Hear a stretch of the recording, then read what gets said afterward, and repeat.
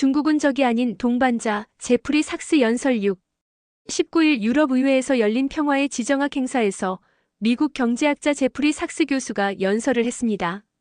최근 국제정세를 이해하는 데서 도움이 되기에 그의 연설 전체를 해설과 함께 여러 번에 걸쳐 소개합니다. 7. 트럼프 정부. 이제 트럼프에 대해 몇 마디 하고 마무리하겠습니다. 트럼프는 패배를 원하지 않습니다. 트럼프와 푸틴이 전쟁을 끝내는 데 동의할 것이기 때문에 우크라이나 전쟁은 끝날 가능성이 높습니다. 유럽이 전쟁을 원해도 상관없습니다. 전쟁은 끝나고 있습니다. 그러니 이제 그만 잊으세요. 동료들에게도 전해주세요. 전쟁은 끝났습니다. 트럼프가 패배자를 붙잡고 싶지 않기 때문에 끝났습니다. 그게 전부입니다. 트럼프가 패배자를 붙잡고 싶지 않은 것은 도덕성 문제가 아닙니다. 그냥 패배자입니다. 지금 진행 중인 협상으로 구원받을 나라는 우크라이나입니다. 두 번째는 유럽입니다. 최근 며칠 동안 협상이 진행된다는 끔찍한 소식에 유럽 주식 시장이 상승하고 있습니다.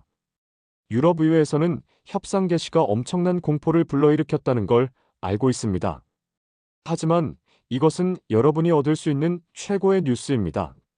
나는 몇몇 유럽 지도자들에게 연락을 시도해 보았습니다. 나는 키이우가 아닌 모스크바로 가서 러시아와 협상하라고 했습니다. 하지만 대부분은 내 말을 전혀 듣고 싶어 하지 않았어요. 장난합니까? 여긴 유럽이잖아요. 인구가 4억 5천만 명이고 20조 달러 규모의 경제대국입니다. 그것에 맞게 행동하세요. 당신은 러시아의 주요 경제 무역 상대가 되어야 합니다. 유럽과 러시아는 상호 보완적인 경제를 가지고 있습니다. 상호 이익이 되기 매우 적합한 무역을 할 수 있습니다. 그건 그렇고 미국이 어떻게 노르트 스트림을 폭파했는지 논의하고 싶은 사람이 있다면 기꺼이 이야기하겠습니다. 트럼프 정부는 본질적으로 제국주의입니다. 강대국이 세계를 지배하는 것이죠. 미국은 무자비하고 냉소적입니다. 물론 유럽에 대해서도 그렇습니다. 워싱턴에 구걸하지 마세요. 도움이 되지 않을 것입니다. 오히려 무자비함을 부추길 것입니다. 그러지 말고 진정한 유럽 외교 정책을 펴세요. 미국은 할 수 있을 때 원하는 것을 할 것입니다. 미국은 노쇠한 바이든 때보다 더 나은 나라가 될 것이며 필요한 곳에서는 손절할 것입니다. 세계에는 여러 전쟁 지역이 있으며 중동도 그중 하나입니다. 중국과의 전쟁 가능성도 있습니다. 앞으로 어떻게 될지 알 수 없습니다. 다시 말하지만 유럽이 제대로 된 정책을 가지고 있다면 전쟁을 막을 수 있습니다. 그래서 나는 우리가 새로운 평화의 시대에 있다고 말하는 것이 아니라 매우 다른 종류의 정치, 즉 강대국 정치로 회귀하고 있다고 말합니다. 유럽은 러시아 혐오 외교 정책이 아니라 현실적으로 러시아 상황을 이해하고 유럽 상황을 이해하고 미국이 무엇이고 무엇을 원하는지 이해하고 미국이 유럽을 침략하는 것을 막을 외교 정책이 필요합니다. 미국이 덴마크 영토인 그린란드에 군대를 상륙시키는 것이 불가능하지 않습니다. 트럼프 말은 농담이 아니며 농담이라고 생각하지 않습니다.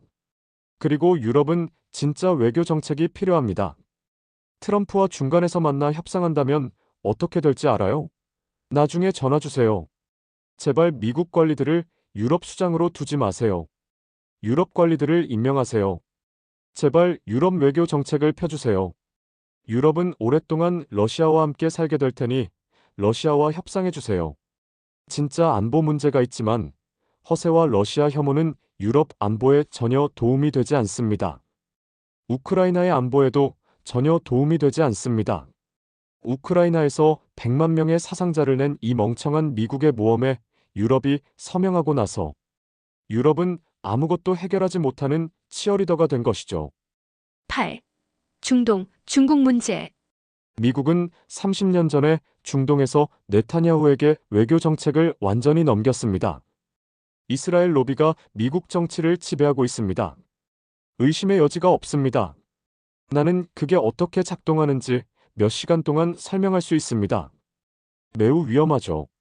나는 트럼프가 네타냐후 때문에 미국을 파괴하지 않기를 바랍니다. 그리고 팔레스타인 국민이 더 나빠지지 않기를 바랍니다. 나는 네타냐후를 국제형사재판소의 전범으로 기소된 인물로 간주합니다. 국제법에 따라 1967년 6월 4일 당시의 국경에 팔레스타인 국가가 세워지는 것만이 평화를 위한 유일한 길입니다. 유럽이 중동과의 국경에서 평화를 이룰 수 있는 유일한 방법은 두 국가 해법뿐입니다. 그런데 여기에는 단 한 가지 장애물이 있는데 바로 미국이 유엔 안보리에서 거부권을 행사하는 것입니다. 따라서 유럽이 영향력을 행사하고 싶다면 미국의 거부권을 포기하라고 말하세요.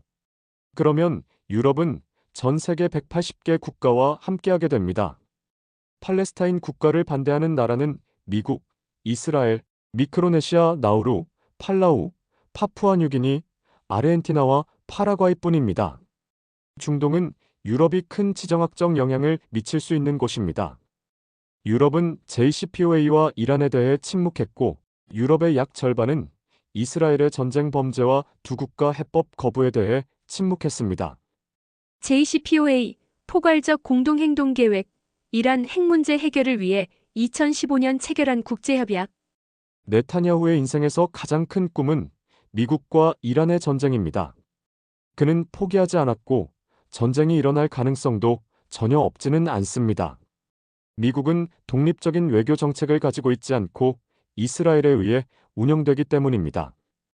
비극적이고 놀라운 일이죠. 하지만 유럽이 독자 외교 정책을 편다면 전쟁을 막을 수 있습니다. 트럼프는 외교 정책을 되찾고 싶어 할 수 있습니다. 나는 그렇게 되길 바라고 있습니다. 그게 안 되더라도 유럽은 나머지 세계와 협력해 중동의 평화를 가져올 수 있습니다. 마지막으로 중국에 대해 말씀드리자면 중국은 적이 아닙니다. 중국은 단지 대단한 성공 사례일 뿐입니다. 중국이 미국보다 더 큰 경제대국이기 때문에 미국이 중국을 적으로 보는 것입니다. 미국은 현실에 저항합니다. 유럽은 그래서는 안 됩니다. 다시 말하지만 중국은 적도 위협도 아닙니다.